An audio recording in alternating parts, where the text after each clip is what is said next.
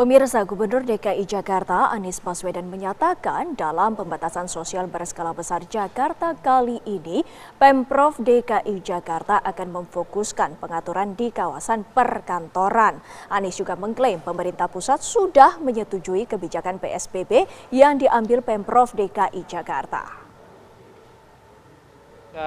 Bulan April, kita semua belum punya pengalaman bekerja dari rumah. Belum punya pengalaman menggunakan masker terus-menerus, belum punya pengalaman untuk jaga jarak. Nah, sekarang ini kita sudah melihat banyak tempat-tempat yang sudah bisa melaksanakan protokol kesehatan dengan baik. Ada yang belum. Karena itulah kita nanti di dalam pengaturan PSBB ini memperhitungkan kesiapan-kesiapannya. Jadi ada sektor-sektor yang masih bisa beroperasi dengan kapasitas terbatas karena memang terbukti di sektor itu tidak ada kegiatan-kegiatan yang menjadi klaster khusus. Yang paling banyak itu kan memang di perkantoran. Karena itu nanti utamanya akan banyak mengatur di perkantoran. Gitu ya? Selain perkantoran, apakah ada sektor-sektor lain yang akan difokuskan pengetatannya, Pak? Oh, kalau pengetatan semua sektor akan ada pengetatan. Jadi saya harus garis bawahi ya, bukan pelarangan. Jadi bukan pelarangan, tapi ini adalah pengetatan, pembatasan. Jadi artinya tetap berkegiatan, tapi ada batas-batasnya yang lebih ketat untuk memotong mata rantai. Berarti termasuk SIKM itu Pak ya? Apa? Termasuk surat izin SIKM itu? Oh enggak, kalau mobilitas keluar dan lain-lain tidak, tapi lebih pada interaksi di Jakartanya. Pak, artinya pemerintah pusat untuk saat ini mendukung ada PSBB di DKI atau seperti apa tadi hasil dari pertemuannya? Iya, kalau soal mendukung PSBB-nya mendukung. Oke. Jadi pemerintah mendukung, pemerintah pusat juga menyadari bahwa di Jakarta terjadi lonjakan yang cukup signifikan di bulan September ini. Jadi itu mendukung dan sama-sama kita menyadari bahwa tanpa kita membereskan kesehatan tidak mungkin perekonomian bisa bergerak lagi. Jadi itu ya kami sama. Jadi menurut saya besok ketika nanti melihat detail perinciannya akan lebih clear. Sedikit mungkin Pak, selain dengan pusat, apakah koordinasi dengan misalnya adalah Jawa Barat ini sudah dilakukan juga Pak? Tadi juga hadir Gubernur Jawa Barat, meskipun nanti pengaturannya itu di level wali kota dan bupati, karena memang ini adalah pengaturan kewenangannya kan di mereka, dan tiap-tiap wilayah punya tantangan yang beda-beda. Gitu ya? Disampaikan ke kepala daerah penjaga ke Bapak, apakah nanti akan mengikuti kebijakan yang akan diterapkan oleh DKI atau akan mempertimbangkan dulu apakah mau mengikuti atau tidak gitu Pak? Ya, begini, setiap daerah memiliki situasi yang beda-beda, permasalahan yang beda-beda, kan itu tidak bisa diseragamkan.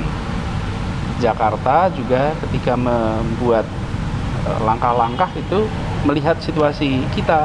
Jadi besok sesudah kita umumkan, nanti Pak Ridwan Kamil tadi menyampaikan juga bahwa beliau nanti akan bersama-sama dengan kepala daerah di Jawa Barat untuk melakukan koordinasi awal minggu depan.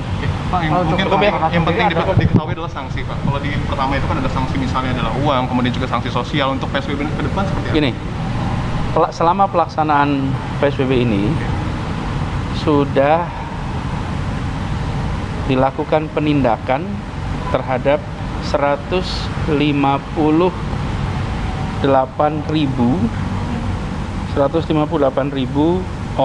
orang lembaga yang melakukan pelanggaran.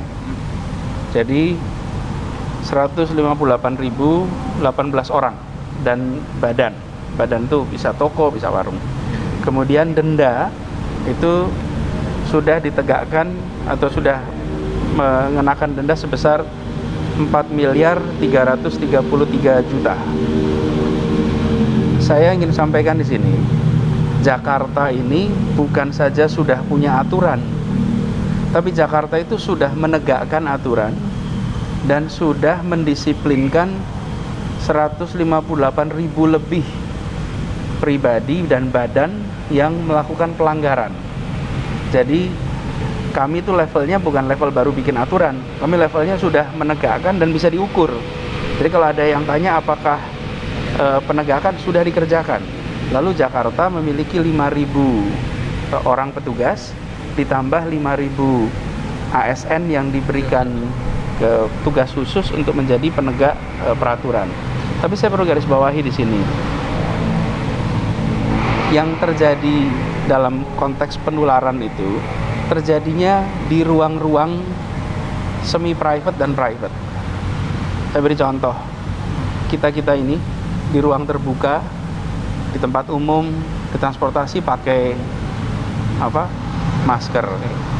Sampai ke kantor, dalam rapat, satu, tidak memperhatikan jumlah orang di dalam ruangan, nanti belum tentu pakai masker. Nah, karena itulah yang kita perlu sama-sama mendisiplinkan, disiplin antar kita sendiri, saling mengingatkan supaya bisa mencegah penularan ini.